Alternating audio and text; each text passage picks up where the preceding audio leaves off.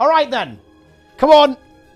Let's go. It's patch note time. Here on a Tuesday, we've got some surprises as well, actually. First of all, Festival of the Four Winds is back. Actually, not a bad festival, actually. This one's definitely a lot of fun. They've actually really reworked a lot of the costs for like doing the trading, right, and getting those things. Public service announcement, unless you really know what you're doing, do not buy the Zephyrite chest. You will get scammed. There you go. That's my PSA for the day. Do not do that. It is a very, very poor idea. But stuff like, of course, Queen's Gauntlet, a lot of fun. Definitely have a go at that. It's great for practicing your mechanical skill and some theorycraft. And of course, Boss Blitz is kind of fun as well, actually. Definitely some cool stuff. And there's a bunch of new rewards too. You know, like ArenaNet have consistently actually added new reward sets to the game, which actually is very, very cool stuff. They keep going on this every year. They're updating the festivals quite nicely, getting them up all to standard, right, and making sure there's something new for players to be excited about there as well. Actually, pretty cool stuff, if you ask me. And there's even a skiff race as well. And that's actually kind of cool, right, because this is something that I think was really absent from End of Dragons, was stuff to do with the skiff. You know, not enough skiff racing and stuff like that. And now we actually have a skiff-themed race there as well. Gather a crew and give it to the fastest boat on the sea. It's very cool. I actually hope they add more of that, right? I think that was something that, again, was very much missing with the EOD launch. Very cool stuff. And yeah, we've got a fishing tournament as well. I mean, wow, look at all this fresh content, guys. But anyway, that's not what we're here to talk about. We've got our new legendary weapons as too, but that isn't the big stuff here. We've got to talk about some of the big stuff. So DirectX 11 is officially mainstream. That's exactly good. Now it's going to be the DX11 is the obsolete version. It's DX11 is on by default now, which is very, very good. That's what we like to see. And look, performance improvements as well. Wow, nice. Absolutely incredible. Some really fun stuff here, actually, and this really shows that ArenaNet are gearing up for the Steam release by refining some of this new player experience. So what do we actually see here? We have the Raptor is actually going to be, in a way, given away for free. Specifically, you get a 10-hour trial unlock when you get to level 10. That's actually really, really cool, right? Very, very nice, actually. And what this means is that players really get a flavor of how movement works at the end game early on. Otherwise, it's actually a very weird kind of pathway, right? You do core game, then you do Living World, then you do HOT, then you do Path of Fire, right? We got to do even more Living World there, right? And then you get the mount. So I think it's actually really good that we're introducing this concept to the mount very, very early on in the player's journey. After all, it is a big selling point of the game, right? Like the quality and the design of these mounts is excellent. And as a result of that, I think it's something that players are really going to love getting to that early. And of course, it's going to iron out that pain point of like, man, it's going to take me ages to get around. I mean, Guild Wars 2 in general, I don't think suffers from that much, but I think people probably still feel that a little bit, to be honest, because again, the game is pretty big, particularly with, you know, in the expansion maps as well, right? Like HOT is pretty huge, right? Getting around there without masters, without mounts, that's definitely a bit of an ordeal for a relatively new player. So that's pretty cool stuff. Yeah, great one there. But this is the absolute massive one here, okay? It is, they have finally updated some of the core settings. Oh, that is so good. Wow, wow, wow, wow, wow, wow. Absolutely insane. Right, absolutely insane here. Okay, we have AoE loot is on, auto loot is on by default. Enemy names, interactable objects, which is massive, by the way, because that's really easy to miss. They have a little like kind of a sparkle, but now you can actually see the names there as well. Skill recharge, really excellent choice. Same thing with health percentage. Camera shake is off by default. Yes, very good. Right click to attack interact. Yes, also another really good change that trolls you really hard, actually. Now off by default. Very good. And yes, the worst setting in the entire game. Melee attack assist is off by default. Clap, clap, clap. That is what we like to see. So what that setting does, it basically means that you can collide with your target, so you can't move through the hitbox. Massive troll setting. Makes playing the game way harder for new players. And another great one. ArenaNet just with banger after banger here. Lock ground target at skill maximum range. This is actually another really important one. So what that does is this, right? You can see when I move my AoE, it won't let me put it any further than this, right? Like no matter how far I move my mouse, it's always there. This means that you don't have this weird situation where your ability might not go off when you release it or when you click it for the second time, right? It will always go off. Much better. And this is just the superior setting as well, because it actually allows you to kind of measure the range and know where your opponents are, right? It's actually a really useful setting to have this. have this like that. So a massive, huge W for ArenaNet there. And they also played with the graphics a bit to hopefully make the frame rate a bit better for new players who haven't played with the settings yet. We've got reflections on terrain and sky. Yeah, that's very good. All tends to be a bit weird. And character model limit, super important setting, going down to medium as a baseline there as well. That's very, very important, actually. Very, very cool. I like that they didn't... Medium's a good place to be because it means that everything important's going to render, but it also should give you a little bit more flexibility with your frame rate that will work fine in every game mode. They maybe could have honestly gone to low, actually, because low is usually good enough for basically everything in the game, but that makes the world feel a little bit less populated, I think, which maybe is what they're concerned about. In that regard too. The other approach they could have done is they could have changed the character quality limit to medium and kept the model limit high, so you can still see loads of players, but they turn into like pink blobs after a while if you want to kind of keep that massive world out there, I guess. But yeah, actually here these games are actually huge. Like the new player experience is going to be so much better now that combat is going to be easier to get into, right? They're going to have a greater understanding of their ability cooldowns and target health. Camera shake is gone, melee attack is gone. Oh, very good. Very, very good. Yeah, they still have double tap to dodge. They probably should have removed that one as well. But people probably like that from like a roleplay perspective. So that's probably why that one stayed. But yeah, that probably should also be removed. And we also have some improvements to control options as well. We actually have our default WASD is now strafing, not keyboard turning. That is huge. Keyboard turning absolutely makes newer players have so much more trouble with moving. Now that the default, right, for WASD is strafing, that makes this so much better. It also naturally allows players to use Q and E for abilities. Or weapon swapping or profession mechanics, whatever utility skills. That's another 2 buttons that you have close to your left hand that you can use key skills with, which is absolutely massive. Instead of kind of offloading it to like pressing 0 or something absolutely insane, right? This is a subtle change. I know this sounds like, you know, it's not a crazy big deal, right? But changes like this are actually some of the most impactful things you can do, right? Because new players, they're not always going to play with their settings, so they're going to play with default. And the default being good and then improvable and more customizable down the line is absolutely essential, right? Like this is absolutely huge here for our for players. I love to see that. This is like a really big change. Special action key also has a default bind of N. How do I feel about that bind? I think that's actually not horrible. That's it could be a lot worse. Yeah, pressing N. I think most people are definitely going to rebind that, to be honest. I probably wouldn't go that far. It's a bit of a weird key. It's kind of like quite far along the right side of the keyboard. Not ideal, I think. But hey, at least it's you know, it's not horrible, right? Yeah, you can kind of reach it with your thumb when you're going for the space bar, right? Or something like that. It's not a horrible key. So I don't mind it, actually. But yeah, it's a lot better than the previous, right? Like, you know, it's good to have it bound, right? It's good to have it bound. Yeah, it was like dash, right? It was hyphen previously, which is like, okay, right? That really is a pretty bad bind. Yeah, there you go. And then information dialogue is the dash now. I think information dialogue, that's just like the hints, right? Like the hints and tips and stuff like that. So that's just, they just basically moved that there as well. Not too bad. Not too bad at all. Also, yeah, quick note here as well. Like the Raptor is permanent if you are a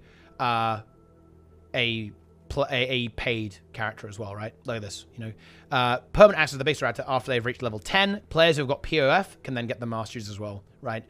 So that is actually huge, right? That's any expansion as well. So that's HOT, EOD. Well, that's already free in EOD, right? Or like all Path of Fire. That's actually a huge deal with this too. That's massive because all of a sudden going into HOT, you're going to have a much easier time riding around the maps. You know, Path of Fire is going to be really smooth. EOD is also going to be really smooth as well. And of course, the core game, just like moving around, you'll get used to it, how the mounts work, how that system operates. And I think honestly a big hook as well because that means that core players now have a reason to buy mount skins, right? So they can buy the Raptor, free-to-play players. So they can buy the Raptor skins. And it also, again, just gives you like that hook of like, oh, this is kind of interesting, right? What an interesting system. I kind of want to get the other mounts. I'm going to buy Path of Fire. I'm going to buy EOD, right? To pick up these other things there. So that's a really big one. Some fantastic changes, like early on. Some really, really good changes, I think, just across the board. Like the festival stuff, the graphics updates, and the new player experience improvements are very, very good indeed. So we also have a few balance changes here to talk about as well. And they had, you know, ArenaNet actually did mention they were going to add this. Pet skill auto attack. This is for mech and ranger. The untamed elite specializations unleash F1, F2, and F3 skills cannot actually be set to auto attack. Only the natural skills, like the pet's like actual innate abilities, can be set. But ranger pet skills, so basically just like tail swipe, right, all that kind of stuff, that can now be set to auto cast. Of course, of course, mech has all of their mech skills now auto-castable as well. And this is actually a nice quality of life. And people might be going like, oh, mech, Omegalol, Omegalol, Omegalol. And you would be right. Okay, you would actually be right with this in that regard, because mech has turned into quite a monster. Who's got the video? Give me the video right now. There is a hilarious build that is now possible. Full AFK Mechanist, which does 28,000 DPS. It's actually doing about the same amount of damage as some of the kind of like weaker power builds like Reaper and Dragon Hunter, which is really funny actually. But here it is. You can see this beautiful video, 0.04 APM Mechanist. Okay, big credit here to Kira Likes You, okay? There we go, got the name right. Playing a bit of Binding of Isaac while also doing 20k DPS. Oh, that is pretty funny, actually. You know, that does amuse me. I admit it, chat. That does make me laugh. It's a big build. Full AFK, just get the turret down, rifle auto attack. Definitely a strong build to go for, right? Like a very, very strong build, I think. If you're looking for a build that will help you focus on mechanics and not worry about your rotation, then this is definitely it. This may be the build for you. Maybe mech is a little too strong, gamers. Okay, I think there's a slight possibility that mech is a bit overpowered. But to be clear, that is not the intention of this, right? The intention here is very much to create this, to create a bit more quality of life for Untamed, for Ranger in general, and also for Mechanist, so you don't have to spam as much. Maybe mech didn't need it so much, but yeah. I guess it kind of encourages people to AFK a little bit, which I think is a little bit sad, because again, I think one of the really exciting parts about having more control on Untamed and stuff like Mechanist, even having a lot of buttons and, you know, having control over your pet, is that it is a skill. It should be used reactively, and this may encourage players to engage in it quite poorly and simply kind of AFK a fair bit, which is maybe not ideal, but yeah, there you go. Auto attack Fiesta now, gamers. Okay, go big, unleash the mechs upon Guild Wars 2. Actually, a few little tweaks here as well to engineer. Look, we're actually getting notes, like in-depth notes every time. Some very minor stuff here. Long story short, aim-assist rocket got nerfed a little bit, but it doesn't have a minimum range. So basically half the previous rate of rockets on aim-assist rocket. Not really a big deal. Well, you can look at those previous numbers, right? Like power mech is still going to be really strong as a build. Like this is not really a big deal. They just wanted to nerf it a little bit because like it's literal autopilot right now. So like, well, I mean, if the mech is going too hard, then we've got to maybe do something about that, right? Yeah, it's not ideal, my friends. A little bit of a weird meme. And it only activates on hits from missile weapons now. That's actually a very interesting decision there. So I guess what they want you to have this role play of you fire a bunch of times to kind of line up the target, then a missile fires after. So it's only on projectiles now, which obviously makes sense with like the mech guns and of course rifle, right, firing off aim-assist rocket. So that's exactly what's going on there. That's a very strong build. And they actually buffed rifle as well here. Like this is actually like a significant buff, by the way. They nerf it down a little bit here, and they make it auto attack. They also buff rifle. Look at this. It's a 1 second total casting time. Wow. Wow. Insane, right? And also they fixed a bug to make a jump shot do more damage. It was like bugging out and not doing as much damage, actually. So yeah, the animation was kind of screwed there, but they fixed it now, and now mech is better than ever, my friends. It's actually unintentional, by the way, because this happened. They got this was like during the first nerf, basically, of mech, when they nerfed the mech damage, and this was an unlisted change, and yeah, it was confirmed to be accidental here, actually, because the animation changed and that reduced the damage. So dude, power mech is insane, actually. Oh my god. Wow. problem solved. Oh, Lilla's, side note here. I actually would highly recommend not auto-casting the F1 on heal alacrity mech. It's actually really useful for positioning the mech, because it will cause the mech to charge at the hitbox of your target, and you actually don't want to use it on CD. Not all the time anyway. Obviously, using it for damage is, using it for damage on CD is fine, but it's actually a very powerful utility tool on heal mechanist for making your mech go where it needs to go. Particularly if it's kind of got stuck at kind of max melee range, you can use it to charge in, so you actually don't want to do that.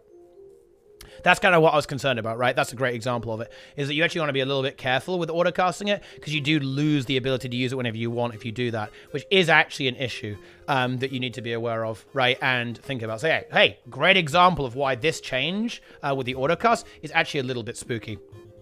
But anyway, now we've got the Mesmer stuff. And I already talked about this, right? So I'm not going to go over it in depth, really. Basically, Chrono does a bit more damage now, right? And they shuffled some numbers around to make it do more DPS, specifically the Boon variant. Long story short, I don't think it's actually enough right now. However, I do have some very good news for your Mesmer enthusiasts.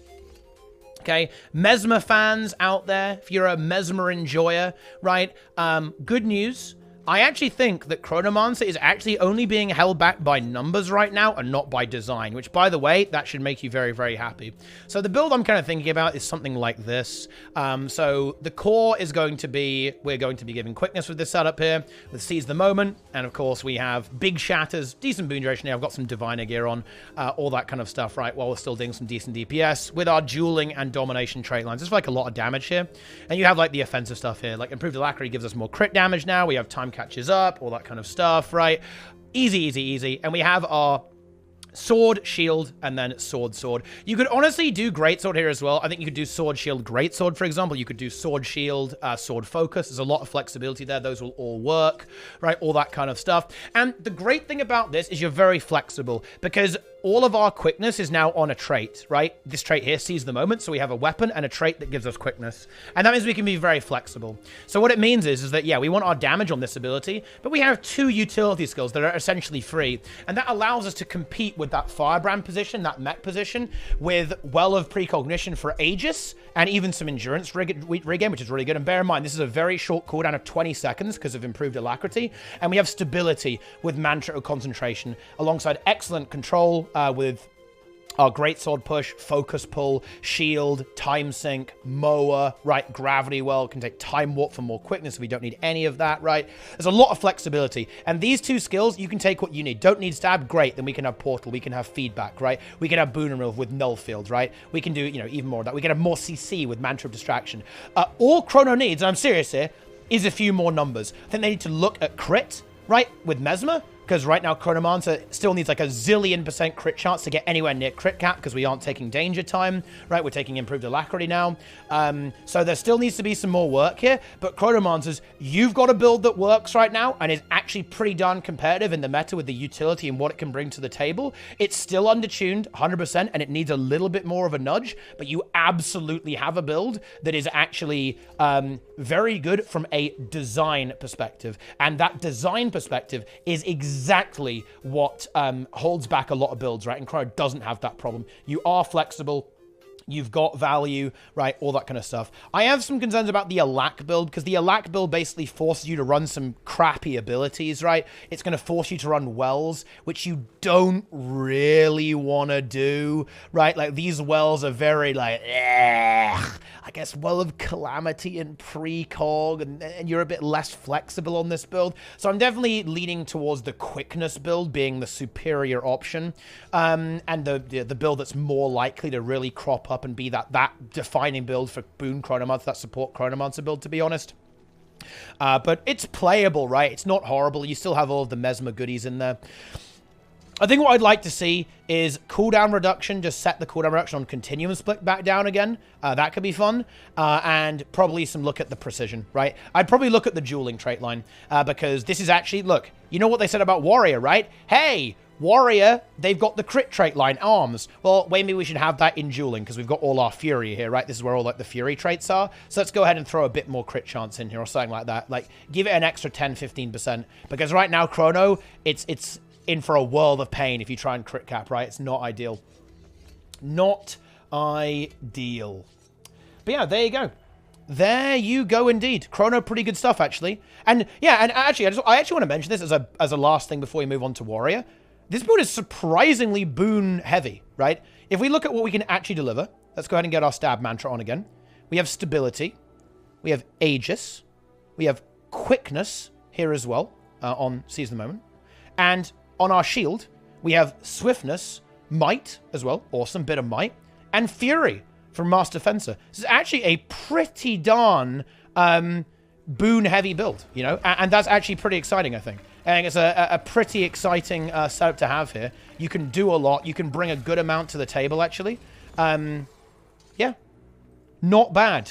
Not bad at all. Right?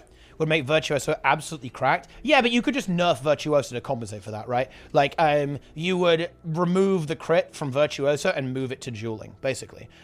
So that Virtuoso kind of stays where it is, and Chronomancer moves up. Because what we want to do here, we want to modify Chronomancer, right? There's not really a space to try and squeeze in any more precision here, in my opinion. I mean, maybe you could put it on Time Catches Up or something weird. Or one of the minor traits, maybe? But we already have this trait here, Danger Time, and it's very obvious that ArenaNet want you to take Improved Alacrity with some kind of setup like this. Yeah, yeah, this is a good build. Like, straight up. This is actually a little bit more number, few more numbers here. Maybe improve the radius of the stability a little bit. Maybe change some cooldowns around. Make shield a bit better and do a bit more damage. Oh yeah, it gives prot as well. Dude, it gives prot too. I forgot about that on shield. Maybe make the prot radius 360. That's very tasty, by the way. Don't underestimate that. That would be huge if it was a 360 radius on prot.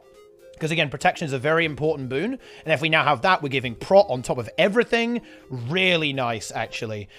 Maybe, again, tweak the duration a little bit. Tweak the damage a little bit. Right? All that kind of stuff. Very, very nice, actually. If you could end up applying some decent protection uptime through all of that at the same time. Combo that with all the other stuff in the meta.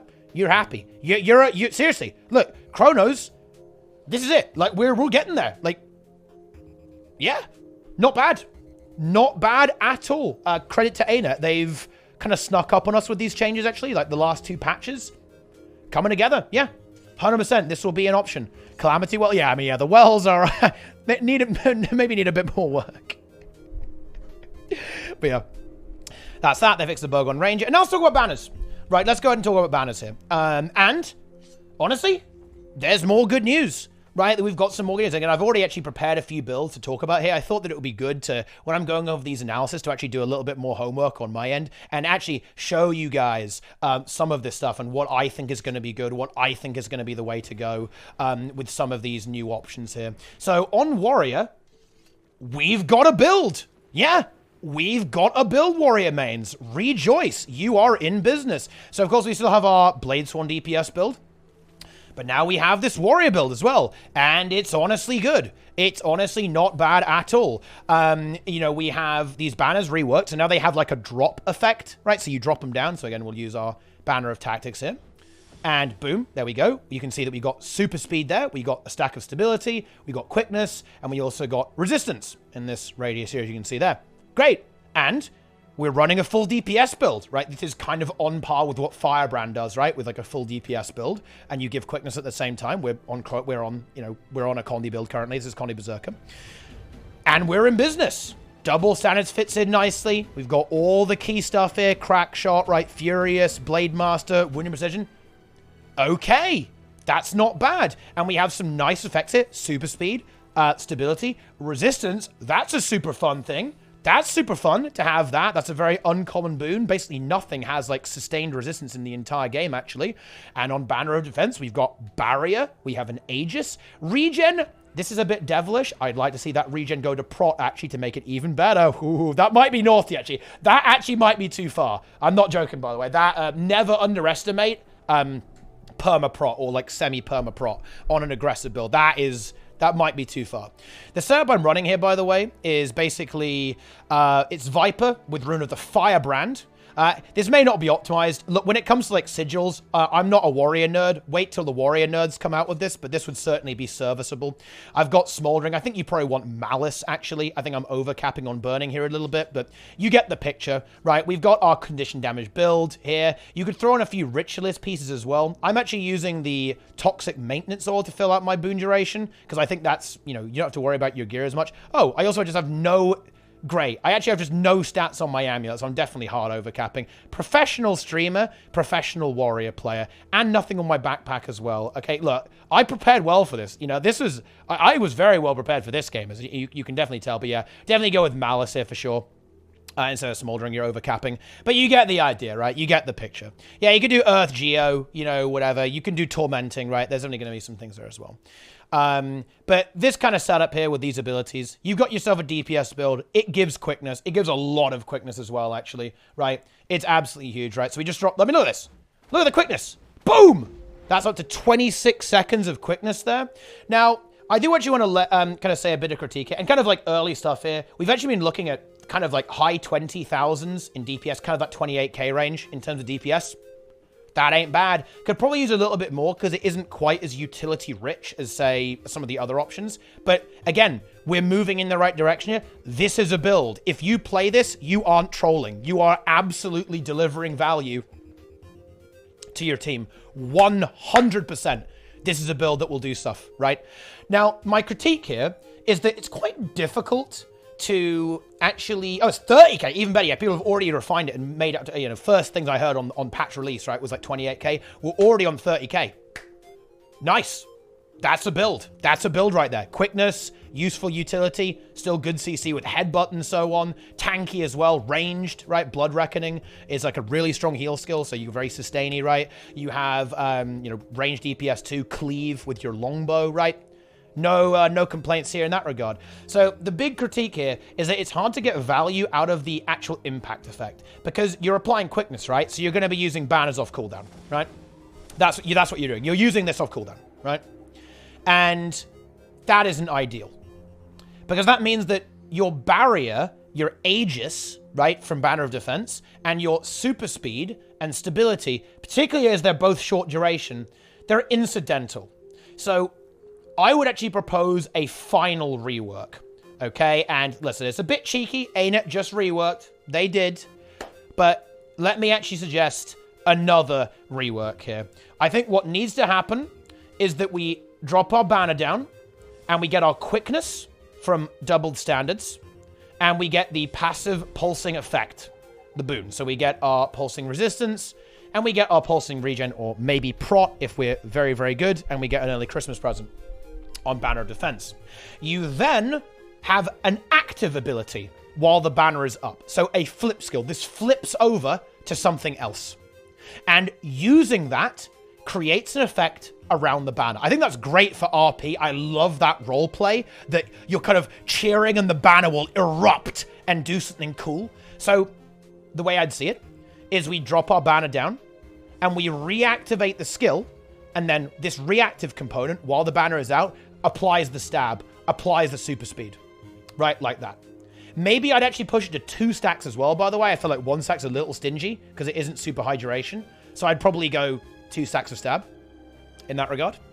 And same here with the barrier and Aegis. And all of a sudden, we have that active, that reactive gameplay that I think, honestly, is the complaint about Warrior, about how banners are what they're passive, they're boring, right? And I feel they're still passive and boring, right? Because you're spamming them off cooldown, right, to apply these boons. So I think the superior design here is to just go 1 step further, 1 teeny tiny step further, right?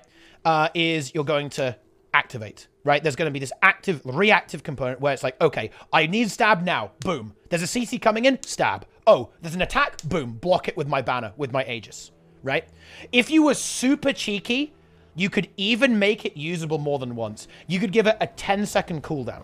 So you could use it twice within 1 banner. Now, that actually might be overpowered, right? That would actually be a concern to me. I think you'd have to be super careful. But again, I've talked about this in a few previous videos.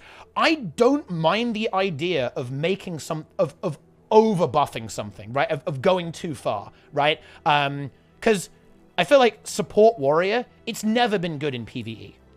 right? Outside of like, oh, me put banner, right? I don't think it's unreasonable to say, yeah, let's make it a little OP. Let's do it. Let's go a little bit OP. Let's go a little bit too far, you know?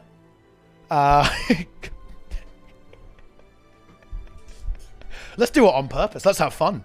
Let's shake it up.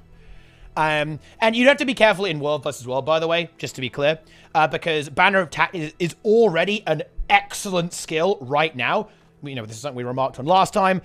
Ranged super speed stab and resistance, that's a damn good skill with a short cooldown for World vs. World. That's a damn good skill on an already excellent profession, which is Warrior, of course, with Spellbreaker and World vs. World. So you'd have to look at balance splitting there with this. But I'm kind of in favor of making banners really funky. I'm in favor of making them a little crazy. Make them go a little bit further, right? In PvE. Make them like aura transmutes or facets, right? Or like Torch 4 on Guardian, right? Let's do it. Oh, yeah. Yeah. Big content, gamers. Big content. Wait, is it 5 stacks in World vs. World? I'm being trolled, right? Oh my god! Wait, what? This ability is insane. What? That is actually cracked. Holy shit. Whoa, oh my god. That is insane, no? Yeah, I mean, that's not bad. That's just really strong. I don't think that's a problem, though. Wow, I like that change even more. Yeah, I like it even more, actually. Because now we're actually sharing out stability away from Guardian, you know, and making it actually more versatile. That's great, yeah. So Warrior has a bit of stab now on a short cooldown. Soul Beast potentially could in the future. I'd love to see them attack this with Soul Beast too, actually, and go on that. That would be epic. Would love to see that, actually. Yeah, that's cool. That's cool. Banner of Strength. Okay, what's this? Yeah, the Pulse's Boons. I mean, what's special about this one? The 2-second days or what? Yeah, this one's pretty good, right? Because you can, if you're in World vs. World, if we're in this World vs. World scenario, on Spellbreaker, we have no escape, right? Daze and Stun Effect Immobilize. So now we have this ranged Immobilize as well, right? With no escape, that kind of stuff. And I guess you could also do that with Leg Specialist and the other one, right? Because we have Banner of Discipline, which is Cripple. And then if we look at the Tactics trait line, we have Leg Specialist here. So we could actually chain even more Immobilize, right? So we have this Leg Specialist trait, and then we can drop our Banner of Discipline, and at, Banner of Discipline here. And then at range, we have this ranged Immobilize now too. That's definitely, definitely like a very high potential thing there too. And honestly, yeah, kind of spicy for Warrior in PvP, like the support Warrior. I can 100% see Banner of Tactics being played now on support Spellbreaker in PvP. Again, stability is really good. Super speed is really good. Resistance is really good on node, potentially. I can see that. I think the problem with this, though, is that it's very... Support Spellbreaker is very competitive for what abilities you want to run. You kind of need to run all the shouts. You run Shake It Off, and you also run For Great Justice, and you also run On My Mark. So maybe you can kind of squeeze. You know, maybe you drop On My Mark potentially. Although this is like a very good ability. I can't see you dropping For Great Justice, to be honest. The Shake It Off, those two skills are really insane in PvP. But maybe you can squeeze it in there as the third utility slot there as well. For sure, yeah.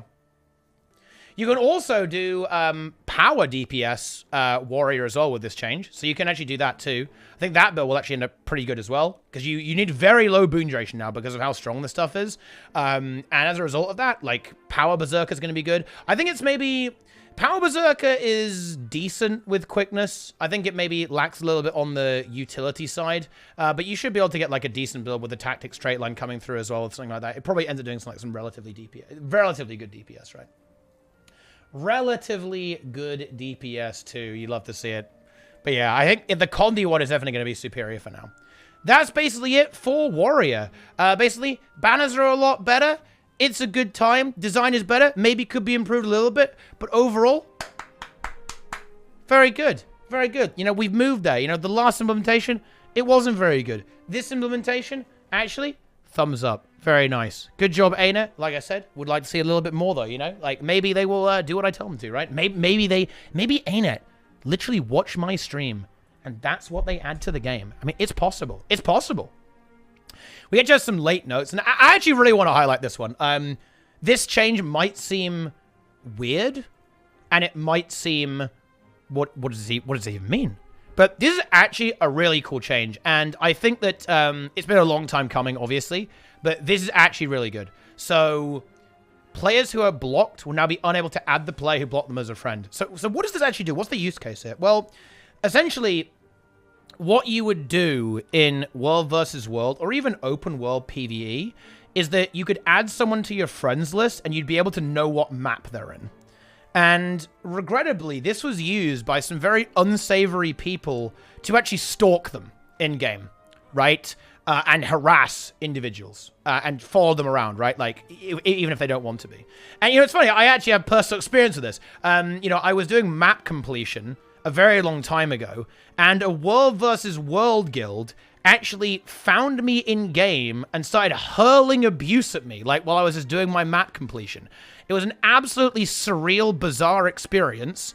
And yeah, now that can't happen. So that, well, I mean, I guess it can happen, but it's significantly harder. Right? It's a step taken to prevent that kind of stuff from actually going on. This is a great change. And I actually happen to know that players, I've known players who have dealt with stalkers in-game, right, who use this system, abuse the system, rather, to find them and follow them around in the game and make them uncomfortable. So this is actually a subtle change, right? But yeah, it's big. It's very big indeed. Not bad. If I block you, I'll still see where you are? Oh, well, never mind. Maybe they need to fix that as well, then. Wait, is that how it works? I don't know, actually. I'm going to block Jester. Let's see. I'm going to block Jester. Let's go ahead and do that. See, wait, I need to block someone who's online, actually. Here we go. Block! Nice. Total failure. Wait, but now if he blocks me back, will it not work? Jesse, you need to block me back now. Well, never mind. It was a good effort by ArenaNet, though. They still have a little bit of a way to go here, I guess. But you know what? We're learning here on stream. We're learning together.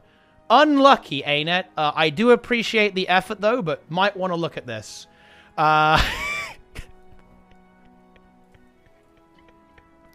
Unfortunate. Well, not bad. I will now unblock Jester. Wait, no, I can't friend him again because my... No!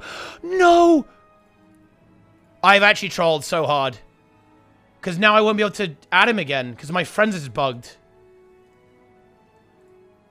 Oh my god. Oh wait, no, I can if he adds me. He needs to add me now, actually. Yeah. It's fine. If he refriends me, I'll be able to add him. So that's the good news, right? So he just needs to, yeah, it's fine. We're good. We're in a good situation here, gamers. We're clean. We're clean. But look, Grouch has already confirmed, by the way, that we're getting some live feedback here. We're already confirmed we're looking at a fix for this blocking situation, basically. So this is going to be addressed. It will be fixed down the line. So I was right initially. The goal is to essentially prevent bad actors from abusing the friends list system to, in general. So yeah, it's good. It's good. It's very, very good. Yeah. But anyway, I think that kind of sums it up, actually. Some great changes today. A very positive step forward, in my opinion, for Chronomancer and Warrior. Really fun stuff with the festivals, like new rewards coming in. Very good changes for the new player experience. I absolutely love to see that. Of course, always good to see some more performance improvements. Yeah, I mean, look... Yeah, ArenaNet gearing up for Steam. Again, I don't want to be too strong about my statements here, actually, but it's looking very likely that we're looking at an August 23rd Steam release. Again, the evidence for this is actually on SteamDB. Basically, there's an API for Steam that kind of lets you know when stuff changes internally about a game on Steam. And specifically now, some of the information was updated very recently. There's new assets, new graphics, right? New text, right? New everything, right? The page has been like spruced up a little bit. And, oh yeah, the date for release, which is kind of like this kind of back-end placeholder thing. It actually says August 23rd, which is possible, right? I mean, it's the 10th anniversary. Makes sense, right? That they would drop it then, 10 years of Guild Wars 2. Here we go. Let's celebrate it. The game's out now, right? It's a little early, and I have to say that if that does happen, and I want to be clear, this isn't confirmed yet. ArenaNet will probably communicate this at some point if it is confirmed, but it's early.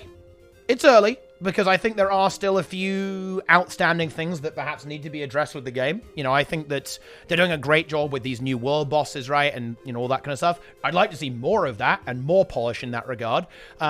We're getting there, but I think that, you know, it's earlier than people expected for sure, given the, you know, where the game is right now. You know, we haven't got all of Season 1 out, but I guess maybe that doesn't matter that much. But stuff like this mount change and so on suggests that maybe ArenaNet think they are ready. Oh, yeah. Wow. Very, very nice. Incredible.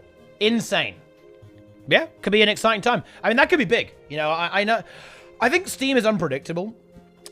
Steam does do really well for games. You know, Steam, for example, I think it doubled the player base of BDO or something like that. So I think it could actually genuinely be an event almost like an expansion, right? Maybe even more than an expansion level event for ArenaNet. So definitely a big deal. I really hope it goes well, obviously. You know, I am a Guild Wars 2 enjoyer, so I'd really like to see it do well in that regard. But yeah, it looks like Steam might be a little bit earlier than I thought, actually. Because again, I was previously speculating that we'd see Steam next year, actually. Specifically after all of Season 1 has been dropped. Maybe kind of right before Season 6 was going to be kicking off, which is, in my opinion, probably going to be kind of early 2023 at this stage. Thought, yeah, okay, we've got Season 1. We've got another round of fixes, maybe another set of world bosses improved, all that kind of stuff. Balance under control, right? Mech below 30% play rate, maybe. I think that's a good benchmark to go for. But you know what? If they're ready, if they think they're ready, then let's see what happens, right? Like, I'll do my best. We'll do our best, gamers. But we'll see. I think we could be seeing, I'd definitely stay tuned. If you're a Guild Wars 2 enjoyer right now, stay tuned on ArenaNet's social media and news stuff over the next few weeks. I think they might be dropping some pretty frisky news, right? I am definitely going to be paying attention to what they're going to be posting and ready to start my stream to talk about it, because I think that we might have some fun stuff, some pretty spicy stuff coming up. Because actually, hang on a minute. Yeah, because we already got the roadmap, right? That's going into the, kind of like into the, towards the end of summer, right? But I think we might be seeing a bit more. So stay tuned. Stay tuned, gamers. Because I think we're in for a bit of an exciting ride ahead with Guild Wars 2. But that's it. That's all the news for today. Hope you enjoy them. Warriors and Chronos. You're back on the menu. Enjoy that. But that is going to be about it. Okay, if you're watching this on YouTube, you should subscribe. You should do it right now. And you should come and watch on Twitch as well. And follow all of my social media. And give me all of your money. There it is. That's a good way to round it out, I think. The perfect sellout at the end. Very nice. Done.